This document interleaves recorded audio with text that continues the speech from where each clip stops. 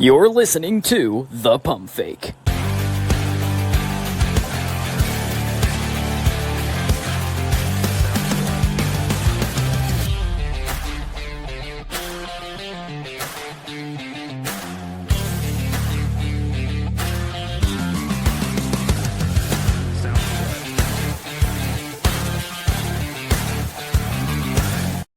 And welcome into the latest edition of the Pump Fake, everybody. Jarrett Bailey here with you as always. If you're watching on YouTube, please be sure to subscribe to the channel. If you are listening as a podcast, please be sure to leave a review. Lots to get to today. We'll start in Indianapolis with the Indianapolis Colts making their quarterback decision. We'll talk a little bit about the Cincinnati Bengals and Trey Hendrickson, the ongoing saga there as well, and maybe some potential trade landing spots for him.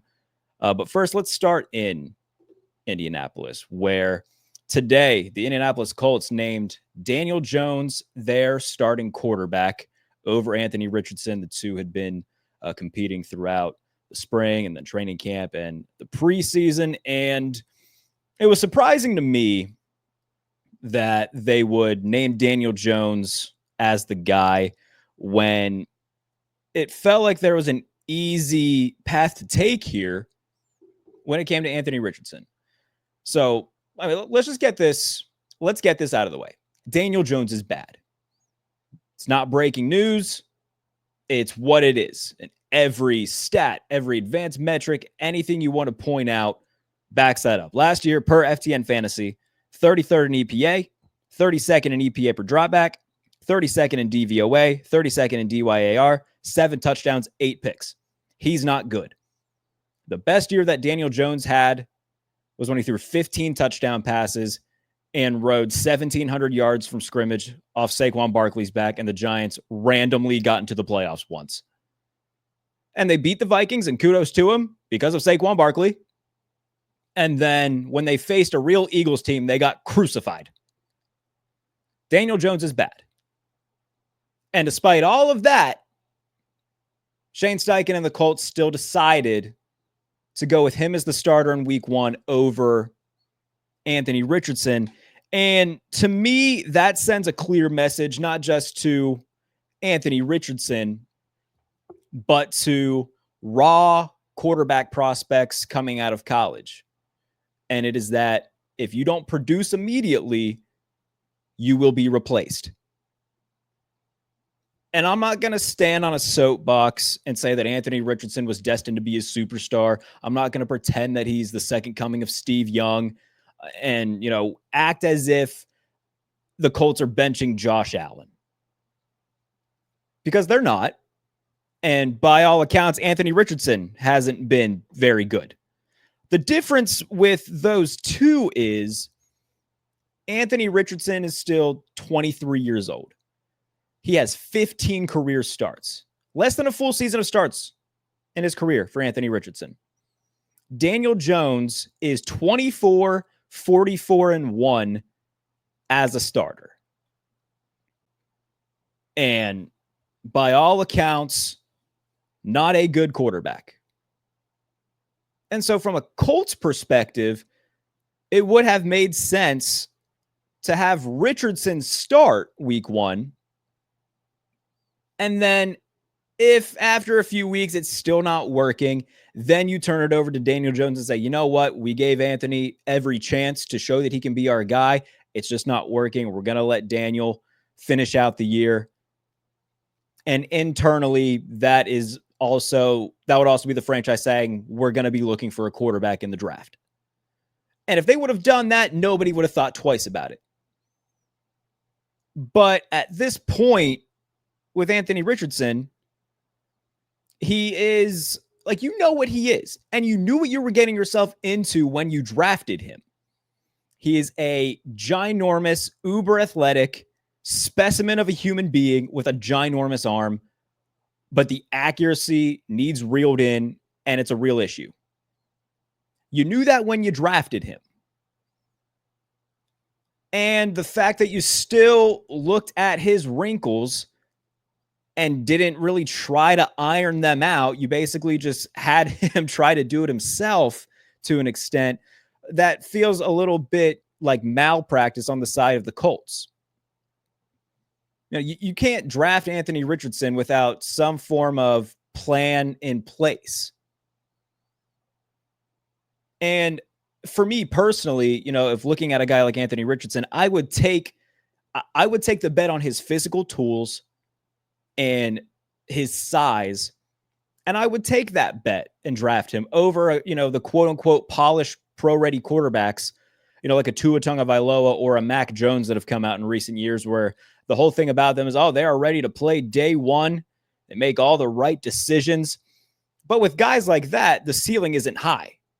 The floor might be higher, but the ceiling, like, we've seen what the ceiling is with Tua. It's getting his ass kicked by the Chiefs in the wild card round. We've seen what the ceiling is for Mac Jones. It's getting his ass kicked by the Bills in the wild card round. And so I would take the bet and I would take the risk and draft a guy like Anthony Richardson. But when I do that, I would make sure that it's known, hey, there's going to be growing pains here. It's not going to be a walk in the park. And the Colts wanted to have their cake and eat it too, where they can draft a guy like Anthony Richardson, who's, again, insanely athletic, really good on the run, monster arm. But it doesn't seem like they were willing to try to work out the kinks in his game. And once again, I want to reiterate, I'm not saying that Anthony Richardson is a perfect quarterback or that he's not without his flaws. He certainly is. One of the most inaccurate quarterbacks in the NFL, maybe the most inaccurate quarterback in the NFL. But it's also not fair to him to say that those things can't be fixed. For the longest time, the wide belief was that, you can't fix accuracy on a quarterback. He either has it or he doesn't. Josh Allen kind of proved that wrong. And I'm not trying to make this about Josh, but when you look at the project that he is the absolute peak of what this type of experiment can look like. Because when you go back and look at what Josh Allen did in his rookie year, in 2018, he was 29th in EPA per play. And of all the quarterbacks who played 150 snaps, he was last in completion percentage. He had a real accuracy issue. And a lot of the same things that we're saying about Anthony Richardson right now, we were saying about Josh Allen then. Like, man, he's huge. He's a linebacker, tight end, hybrid playing quarterback. He can throw over you. He can run through you. But the accuracy is a real issue.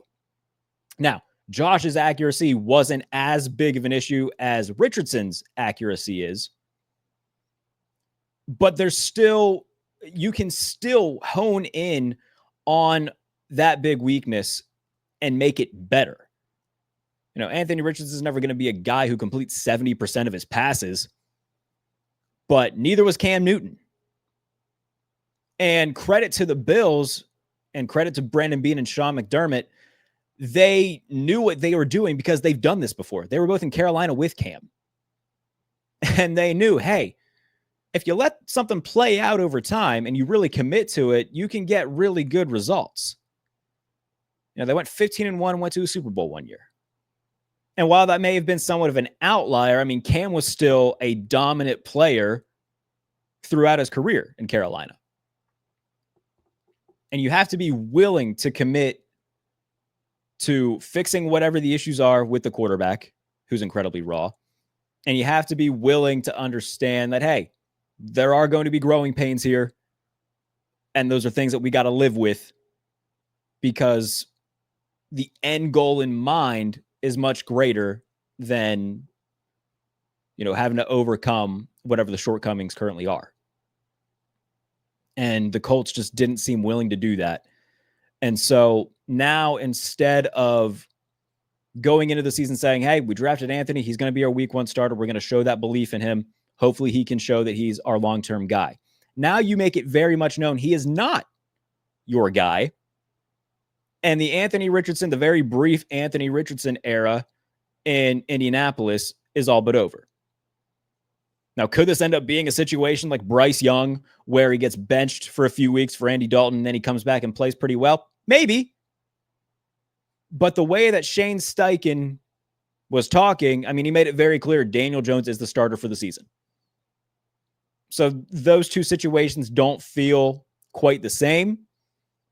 And for all intents and purposes, it looks like Anthony Richardson's time in Indy is done. And so now we have to put ourselves in his shoes and say, what happens next? And what I assume will happen next is he'll go to Chris Ballard, Colts GM, and request a trade. And ask to go somewhere with a quarterback whisperer head coach, whether that be San Francisco, whether that be the Rams, whether that be the Vikings. He'll want to go somewhere with a head coach where he can go, look, please help me. And after, a year rehab stint as a backup in one of those places, he can, similar to what plenty of other guys have done. Mitch Trubisky did it. Justin Fields did it. You have kind of a rehab year as a backup. You go get what is potentially basically a bridge quarterback deal, but an opportunity to show that you can be the guy for another team. And you try to make the most of that opportunity. Now, it could end up being like Geno Smith, where he does prove it, and he's the guy in Seattle for a few years, or it could end up, crashing and burning. But when you're a guy with that level of physique, with the physical tools that he has, with the big arm that he has, there's going to be somebody who looks at that and says, all right, there's a lot to work with there. Let's lean into his strengths while we try to fix his weaknesses.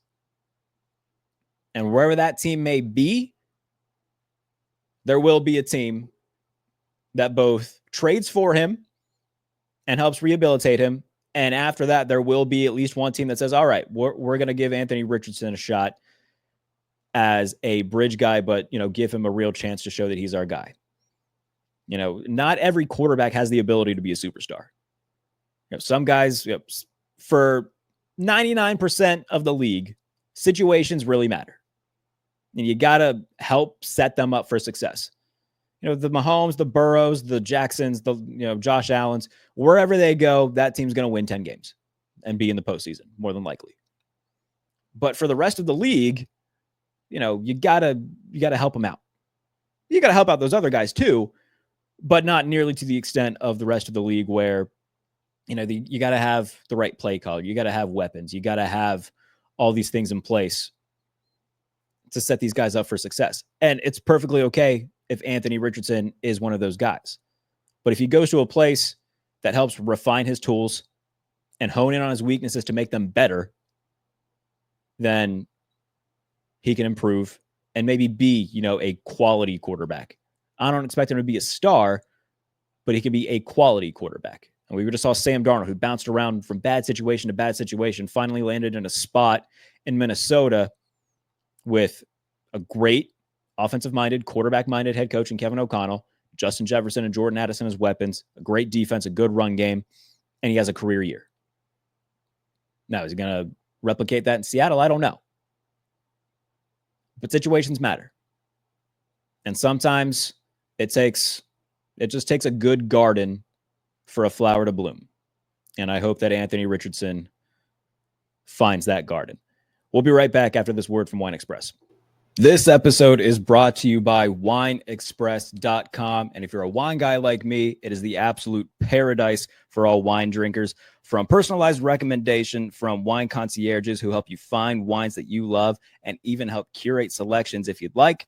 They also have access to hard-to-find wines and will give you early access to coveted deals. And they'll help you find wine tastings, both local and virtual. It is the ultimate wine drinkers paradise. And right now they'll give you early access to their Labor Day sale, which offers up to 80% off certain wines. Click the link in the description below for access to the Labor Day sale with up to 80% off certain wines at wineexpress.com.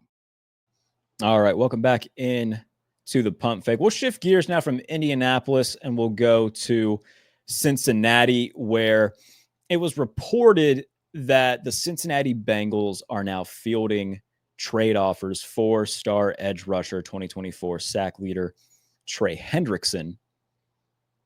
And, this is something that's been going on now all offseason, really dating back to last year when Trey made it known that he wanted a new deal. things didn't get done there. It really boiled down to long-term guaranteed money, which he does not have right now. But he's made it very clear this offseason that he's not going to play on the final year of his deal unless there's an extension with more guaranteed money. And he seems to be staying true to his word, has been holding in at training camp, was on the sideline last night for the team's Monday night game against Washington. But things still remain at an impasse between Hendrickson and the Bengals front office. Back in July, Mike Brown said that they weren't going to be trading Trey. But, as time goes on, we're sitting here almost a month later, a deal still isn't done. And from a Bengals perspective, to play devil's advocate real quick, I've been critical of them, but I can't remember who it was who said this, so I apologize if you're watching this. But somebody had pointed out, Trey Hendrickson led the NFL in sacks last year and is an incredible player, and it still meant next to nothing for the Bengals defense because they were still incredibly bad. And so if you are the Bengals, would you look at last year and say, let's pay Trey, because he made our defense that much better? That's not to say that Trey isn't a great player. He obviously is. But is he making the Bengals defense, turning them from the 28th ranked defense until the 12th ranked defense? He did it. And again, not taking anything away from Trey. He deserves to get paid. And I hope he does get paid. And I think he will.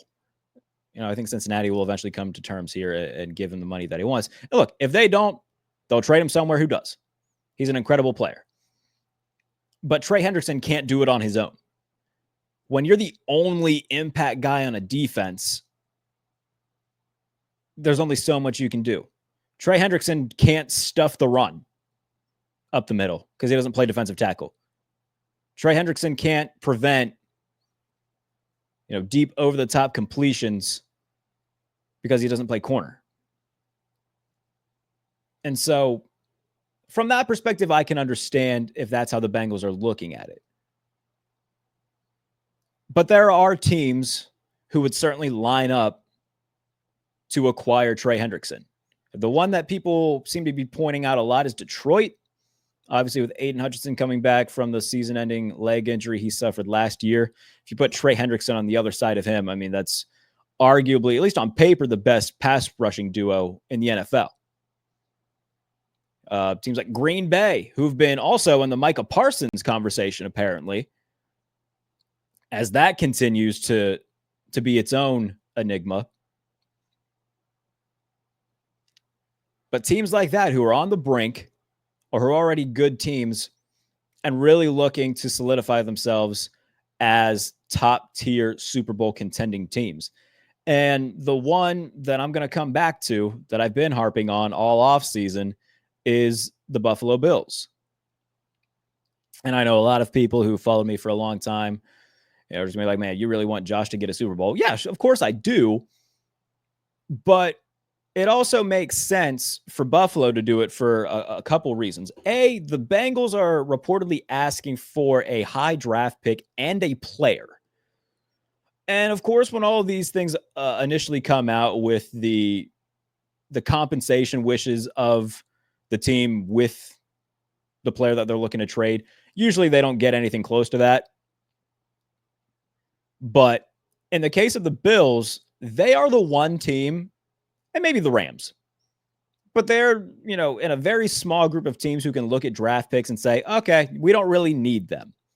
And, some of you might be saying, well, why would they do that? Well, A, they just, led the NFL in total points from regular season and postseason with Josh Allen, James Cook, and a whole lot of just dudes. Defensively is where they struggle. And if you're saying, well, why don't they just, draft some help? Let's take a look at what Buffalo's done in the draft over the last 5 years. So last year, they draft wide receiver Keon Coleman with their top pick. He had 29 catches as a rookie. That's just simply not going to do it. The year prior, they draft Dalton Kincaid, who only had 44 catches last year. In 2022, they draft Kyer Elam, who has since been traded to the Dallas Cowboys because his display, his performance in the AFC Championship game was so awful that they got rid of him. 2021, they draft Greg Rousseau, who's never had 10 sacks in a season. 2020, they draft AJ Epinesa, who's never had 10 sacks in a season. So from that perspective, if you're the Buffalo Bills, why are you holding on to draft capital when clearly at the top of the draft, you're not very good at drafting high-end talent? And every year that you don't win a Super Bowl with Josh Allen is another year of his prime wasted. So if I'm Buffalo, I'll call up Cincinnati and say, look, you want a first-round pick? We'll give it to you. You want AJ Epinesa too? We'll give him to you. And it's also reported it doesn't necessarily have to be a pass rusher that goes back to Cincinnati. And so if I'm Brandon Beane, I will call Duke Tobin and Mike Brown, and I will say, I'll give you a first-round pick, and I'll give you any defensive player not named Christian Benford or Terrell Bernard. Take your pick. Because the Bills have gotten too damn close for too damn long, and the one issue they've had when facing the Kansas City Chiefs is they can't get to Patrick Mahomes. And if you can't get to Patrick Mahomes, you're probably going to lose. Defensively, that unit has let down Buffalo in the Josh Allen era. In the 4 playoff games they've played against Kansas City, the offense has put up over 28 points a game, and they've lost all of them. They were the only team to allow the Chiefs to score 30 points last year. So the Buffalo Bills, if you really want to go all in and put an exclamation point on what you've done this offseason with paying all your guys, go out and get Trey Hendrickson and give yourself a pass rushing trio of Hendrickson, Joey Bosa, Greg Rousseau. And while Greg Rousseau hasn't had 10 sacks in a season yet, he has been one of the leaders in havoc plays. So I'm not trying to dismiss Greg Rousseau. They just paid him this past offseason for the work that he's done. He's a fine player. But if you can give yourself a trio like that, then you put yourself at the top of the conversation of, all right, if not now, when? So we'll see if that ends up happening. And I mean, with most of these situations, you know, we talk about Trey, we talk about Micah Parsons, Terry McLaurin. I think all of them are just going to end up staying where they are. If there is one guy that does move, though, it does look like Micah Parsons could be that guy. But I'm not going to buy into too much of that because, you know, we thought that was going to happen with CeeDee Lamb. We thought that might even happen with Dak Prescott. And then Jerry pays CD at the very end of the preseason last year. He pays Dak literally the Sunday of week 1 last year. So I feel like something will probably get done there. But Trey and the Bengals, they are an interesting case. And again, if I'm Buffalo, why wouldn't I get rid of a first-round pick when each of the last 5 of their top picks has yet to pan out into a superstar? Even if you want to go back further, like Ed Oliver was their first-round pick in 2019. Ed's a fine player. He didn't have a good year last year. He's never been an all-pro.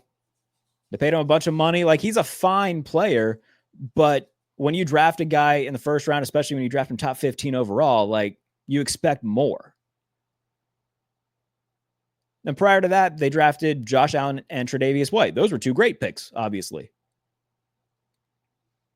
But ever since then, it's been a whole lot of swings and misses, and Josh Allen has bailed that organization out of being poor. Because you look at that roster last year, had 0 business being, the 2 seed? Winning 13 games? 0 business doing that. But Josh Allen makes up for a lot of that. Whatever roster shortcomings you have, you know, a top 3 quarterback can help make up for a lot of those shortcomings. But he can't rush Patrick Mahomes. He can't sack Patrick Mahomes. Trey Hendrickson can. So I would call up Duke Tobin, Mike Brown, and say, I will give you a first-round pick. And I will give you whatever defender you want as long as it is not Terrell Bernard and as long as it is not Christian Benford. So you can have your pick of whatever you want there and a first-round pick if you give us Trey Hendrickson. And in terms of some of the cap gymnastics they'd have to do to make it work, it can be done. If there's anything that we've learned over the past few years in the NFL when it comes to the cap, is that it can be worked. And if you follow Greg from Cover One, he kind of broke it down on Twitter. I highly suggest go to follow the Cover One guys if you're a Bills fan. They do terrific work there. But from the cap standpoint, Greg did a really good job of breaking it down on Twitter. And there's a lot of things that they would have to do, but it's things that they should do and that are completely worth doing if it means you get Trey Hendrickson. So that's what I would do if I were in the Bills' shoes. And if it can be done, then it's something that they should do. But we'll see. We will see. Preseason week 3 kicks off Thursday, final week of the preseason. Less than 3 weeks from the season kicking off. It'll be 2 weeks on Thursday,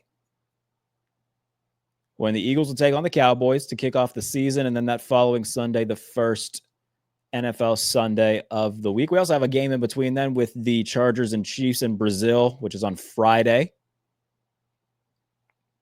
after Eagles Cowboys of week 1.